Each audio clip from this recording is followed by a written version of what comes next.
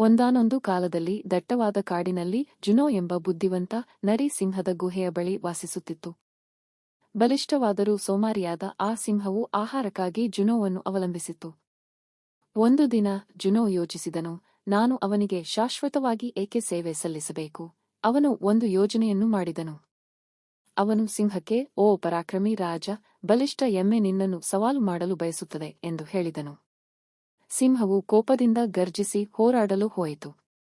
ಆದರೆ ಅವನು ದೊಡ್ಡ ಎಮ್ಮೆಯನ್ನು ನೋಡಿದಾಗ ಅವನು ಭಯಭೀತನಾಗಿ ಅಡಗಿಕೊಂಡನು. ಜುನೋ ನಕ್ಕನು ಮತ್ತು ನೋಡಿ, ಬುದ್ಧಿವಂತಿಕೆಯಿಲ್ಲದೆ ಶಕ್ತಿಯು ವಿಫಲಗೊಳ್ಳುತ್ತದೆ ಎಂದು ಹೇಳಿದನು. ನಂತರ ಎಲ್ಲಾ ಪ್ರಾಣಿಗಳು ಜುನೋನನ್ನು ಅವನ ಬುದ್ಧಿವಂತಿಕೆಗಾಗಿ ಹೊಗಳಿದವು. ಅವನು ಅವರಿಗೆ ಮೆದುಳುಗಳು ಹುರುಳಿಗಿಂತ ಬಲಶಾಲಿಯೇ ಎಂದು ಕಲಿಸಿದನು. ಬುದ್ಧಿವಂತಿಕೆ ಮತ್ತು ಧೈರ್ಯವು ಗಾತ್ರ ಮತ್ತು ಶಕ್ತಿಯನ್ನು ಮೀರಿಸಬಹುದು ಎಂದು ಎಲ್ಲರಿಗೂ ನೆನಪಿಸುವ ಕತೆ ಕಾಡಿನಾದ್ಯಂತ ಹರಡಿತು. ನೈತಿಕತೆ: ಬುದ್ಧಿವಂತಿಕೆ ಶಕ್ತಿಗಿಂತ ದೊಡ್ಡದು.